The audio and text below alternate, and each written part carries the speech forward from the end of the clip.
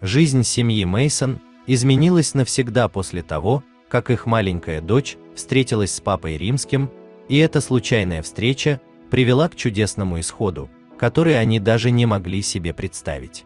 Амелия и Оливер Мейсон родились и выросли в католических семьях. Они росли, посещая церковь каждое воскресенье и познавая ценности веры, любви и доброты. Общая вера свела их вместе, и они влюбились в преданность друг друга Богу. Они с самого начала знали, что их вера будет играть главную роль в их жизни, и взяли на себя обязательство воспитывать свою будущую семью в тех же традициях. Когда они узнали, что их драгоценная дочь борется с редким заболеванием крови и опухолью, их вера не ослабла. Они не теряли надежды, что Бог ответит на их молитвы и исцелит ее. Томас, агент ФБР, случайно встретился с Амелией и Оливером в их местной церкви. Они быстро подружились, их объединила общая вера и стремление помогать другим. Когда Томас был выбран в состав охраны Папы Римского, он понял, что хочет сделать для своих друзей что-то особенное.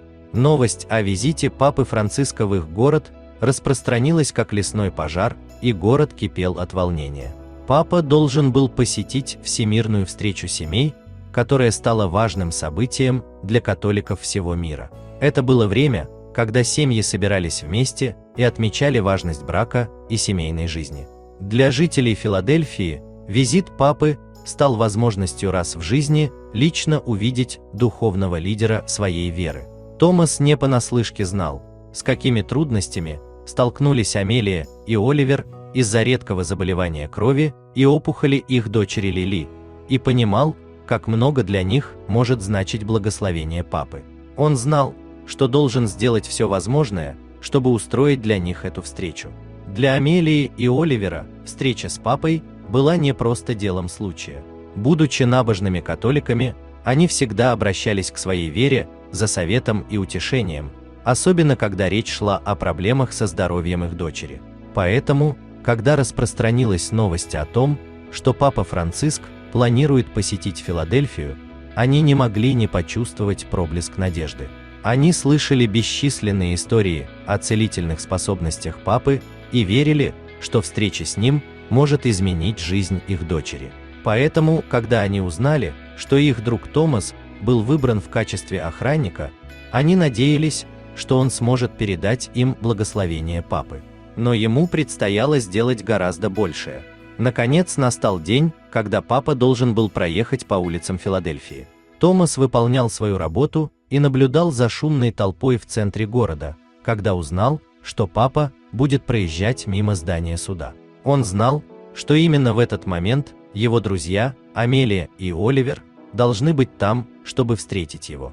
Не раздумывая, он достал телефон и набрал их номер. В его голосе звучали настоятельная необходимость и убежденность, поскольку он знал, что для их малышки Лили это может быть шанс, который выпадает раз в жизни. С волнением и опасениями Амелия и Оливер прислушались к призыву Томаса и быстро добрались до центра Филадельфии. Его сострадание и готовность пойти на большее ради своих друзей окажут неизгладимое влияние на их семью. Томас с нетерпением ждал приезда своих друзей. Однако из-за большого количества людей в центре города семья понимала, что шансы на встречу невелики. Поначалу они сомневались в этой идее, опасаясь, что многолюдная обстановка может ухудшить и без того ослабленную иммунную систему Лили. Когда семья прибыла на место, Томас быстро провел их к специальному месту, где они могли мельком увидеть Папу.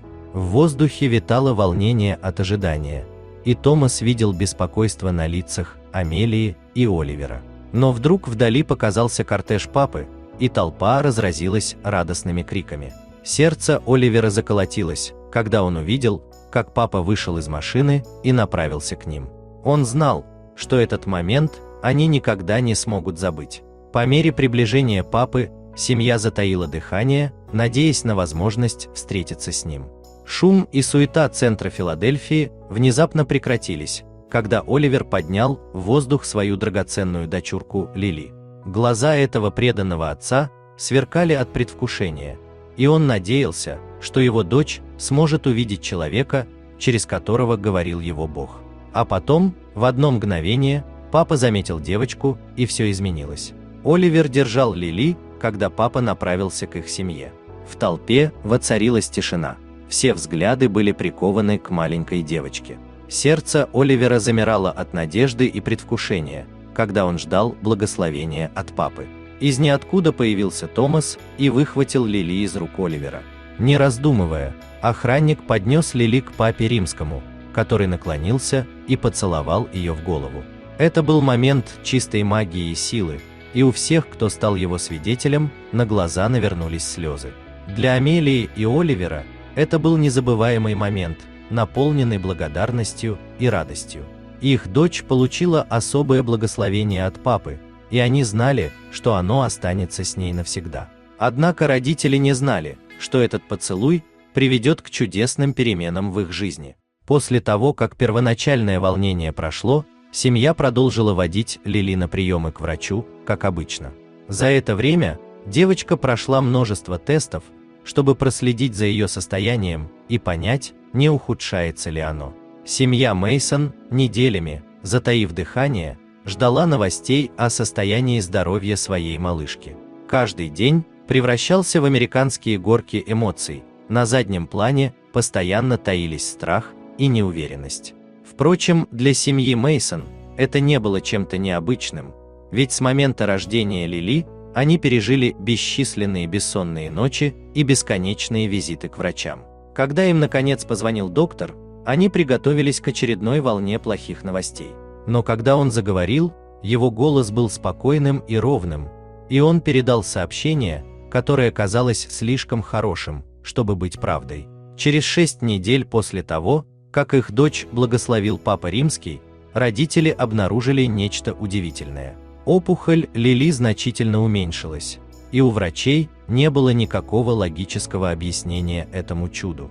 Амелия и Оливер не могли сдержать слез, обнимая свою драгоценную малышку, которая с самого рождения страдала от проблем со здоровьем. Они сердцем чувствовали, что благословение Папы Римского сыграло решающую роль, что его прикосновение каким-то образом вызвало чудо. Воспоминания о том моменте, о нежном поцелуе папы в голову Лили, снова нахлынули на них, и они вновь ощутили присутствие Бога рядом с собой.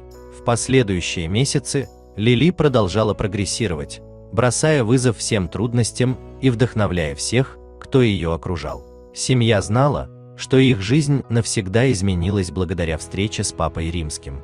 История о чудесном выздоровлении Лили разлетелась по всему миру, и многие люди испытали новую волну веры в Бога и чудеса. Дорогие зрители, верите ли вы, что Папа Римский способен исполнять желания Бога?